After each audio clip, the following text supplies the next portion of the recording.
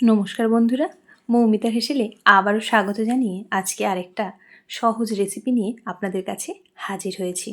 ভীষণই ভালো লাগবে আশা করছি। একেবারেই ঘরোয়া মাত্র কয়েকটা উপকরণ দিয়ে আজকে এই বড় পুঁটি মাছের রেসিপিটা বানিয়ে দেখাবো। আপনারা এই পুঁটি মাছটাকে কে কী নামে বলেন প্লিজ একটু কমেন্ট বক্সে জানিয়ে যাবেন। তার জন্য আমি 3টে পুঁটি মাছ নিয়ে নিয়েছি, ধুয়ে পরিষ্কার করে নিয়েছি। এবারে আমি লবণ আর হলুদ দিয়ে সুন্দর করে ম্যারিনেট করে নেব।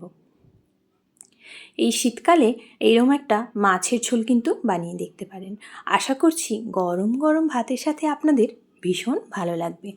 আর রান্নাটা পুরোপুরি আজকে কাঁচা লঙ্কায় করব, তার জন্য কয়েকটা কাঁচা লঙ্কাও নিয়ে নিয়েছি। আপনারা ঝাল অনুযায়ী কাঁচা লঙ্কাটা নিয়ে নেবেন। এবারেই মাছটাকে বেশ ভালো করে একটু ম্যারিনেট করে নিচ্ছি। এখানে আপনারা চাইলে অল্প একটুখানি শুকনো লঙ্কার গুঁড়োও কিন্তু দিতে পারেন। তবে এই পুঁটি মাছটা তো ভীষণ নরম মাছ হয়, তাই বলবো লবণ হলুদ মেখে খানিকক্ষণ রেখে দেবেন। ঘণ্টাখানেক যদি রেখে দেন তাহলে মাছটা বেশ শক্ত হয়ে যাবে আর ভাজার ক্ষেত্রেও খুব সুবিধা হবে। তাই এই মাছটা লবণ হলুদ মেখে কিন্তু আমি বেশ কিছু সময় রেখে দেব।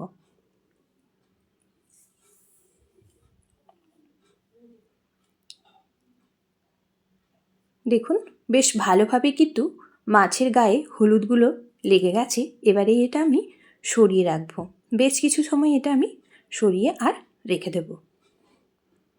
এবার এদিকে দেখুন একটা আলু, বড় সাইজের আলু কেটে নিয়েছি। আপনারা ঝোলে যেরম পরিমাণ আলু ব্যবহার করবেন সেই অনুপাতে নিয়ে নেবেন।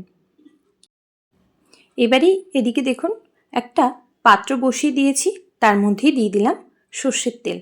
আপনারা যেই পাত্রে রান্না করবেন সেরকম পাত্রই নিয়ে নেবেন, কড়াই কিংবা এরকম ফ্রাই প্যান যাই চাইবেন।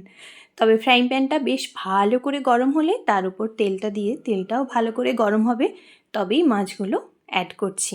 তা না হলে কিন্তু মাছগুলো তলায় একটা লেগে যাওয়ার সম্ভাবনা থাকে। সব মাছগুলো দিয়ে দিয়েছি। এবার একটা দিক হওয়ার জন্য বেশ কিছু সময় ছেড়ে দেব। দেখুন মাছটা একটা দিক কিন্তু সুন্দর করে ভাজা হয়ে গেছে। এবারেই সব মাছগুলো প্রথমে উল্টে দেব। আর এই মাছটা যখন ভাজবেন অবশ্যই একটু শক্ত করে মাছটা ভেজে নেবেন, তা না হলে যখনই খাবেন মাছটা কিন্তু নরম লাগবে। একটা দিক হয়ে গেছে, আবারও অপর পিঠটাও দেখুন উল্টে দিচ্ছি। সুন্দরভাবেই কিন্তু মাছের এরকম দুদিকটাই লাল লাল করে ভাজা হবে, ঠিক সেরমভাবেই মাছটা ভেজে আর তুলে নেব। মাছের দুই দিকটাই দেখুন খুব সুন্দর করেই ভাজা হয়ে গেছে। এবারেই মাছগুলো আমি কিন্তু তুলে নেব। দেখুন ঠিক এইভাবে মাছগুলো ভেজে আর তুলে নিচ্ছি।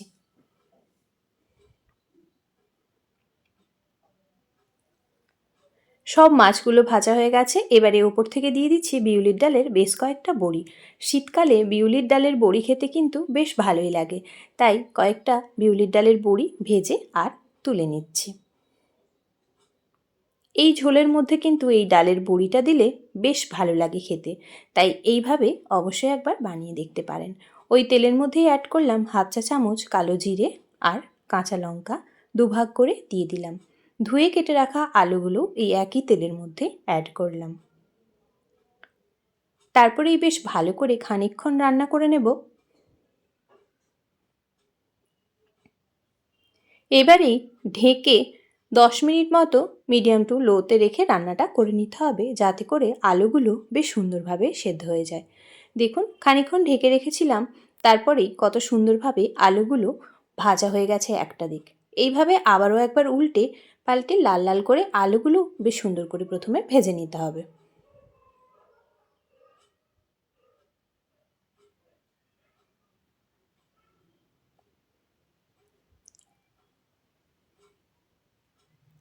দেখুন আলুগুলো বেশ ভালো করেই ভাজা হয়ে গেছে, সব দিকটাই সুন্দরভাবে ভাজা হয়ে গেছে।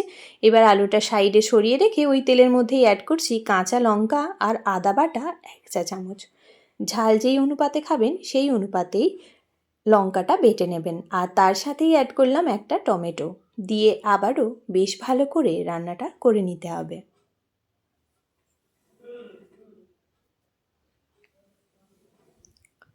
দেখুন ঠিক এইভাবে রেখে এবারেই অ্যাড করছি লবণ। এতক্ষণ কিন্তু রান্নার মধ্যে কোনো লবণ ব্যবহার করিনি, এবারেই অ্যাড করলাম লবণ, দিয়েই বেশ ভালো করে সব কিছুর সাথে মিশিয়ে নেব। আলু আর টমেটোটাও দেখবেন খুব সুন্দরভাবে এতে করে সেদ্ধ হয়ে গেছে, আর আদা আর কাঁচা লঙ্কাটা বাটা দেওয়া আছে সেটাও বেশ ভালো করে কষানো হয়ে যাবে। এবারে ঢেকে 5 মিনিট রেখে দেব, যাতে টমেটো, আলু আর বাটা মশলাটা সুন্দরভাবে সেদ্ধ হয়ে যায়। দেখুন সব মশলাগুলোই আমার প্রায় সফট হয়ে এসছে, টমেটোটাও কিন্তু দেখুন সেদ্ধ হয়ে গেছে, আর আলুটাও কিন্তু প্রায় সেদ্ধ হয়ে গেছে। এবারেই কালারের জন্য অ্যাড করছি হলুদের গুঁড়ো, আর একটু লাল লাল কালার করব, তাই এখানে কাশ্মীরি রেড চিলি পাউডার ব্যবহার করেছি। আপনারা চাইলে এটা স্কিপ করতেও পারেন। এবারেই শেষ মশলা অ্যাড করছি জিরে বাটা। এই জিরে বাটাটা দেওয়ার জন্যই কিন্তু এই রান্নার টেস্ট হবে একেবারেই অন্যরকম, আর দুর্দান্ত খেতে হয় শুধু এই জিরে বাটাটা দেওয়ার কারণেই। এইভাবে একবার মাছের ঝোল এই শীতের দুপুরে বানিয়ে দেখতে পারেন, আশা করছি আপনাদের খুব ভালো লাগবে। দেখুন জিরে বাটাটা দিয়ে বেশ ভালো করে মশলাটা আরও একবার কষিয়ে নিলাম। এবারেই অ্যাড করব জল। যেই অনুপাতে ঝোল পছন্দ করবেন সেই অনুপাতেই জলটা দেবেন, তবে অবশ্যই বলবো খুব বেশি ঝোল দেবেন না, একটু মাখো মাখো হবে সেই পর্যন্ত কিন্তু জলটা দেবেন। খুব বেশি ঝোল দিলেই পুঁটি মাছ খেতে কিন্তু একেবারেই ভালো লাগে না। আমি এখানে 400 ml মতো জল অ্যাড করেই এবার দেখুন ঢেকে রেখে দেব, যাতে করে আলুটা বেশ ভালো করে সেদ্ধ হয়ে যায়। এবারেই দেখুন রান্নাটা কিন্তু সুন্দরভাবে কমপ্লিট হয়ে গেছে, আলুটাও সুন্দরভাবেই দেখুন সেদ্ধ হয়ে গেছে। এবারেই একে একে সব মাছটা এর মধ্যে অ্যাড করে দেব।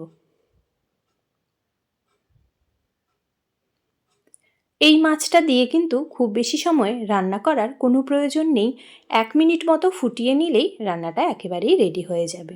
সব মাছগুলোই দেখুন একে একে আমার দেওয়া হয়ে গেছে, ওপর থেকে ভেজে রাখা বড়িটাও দিয়ে দিলাম।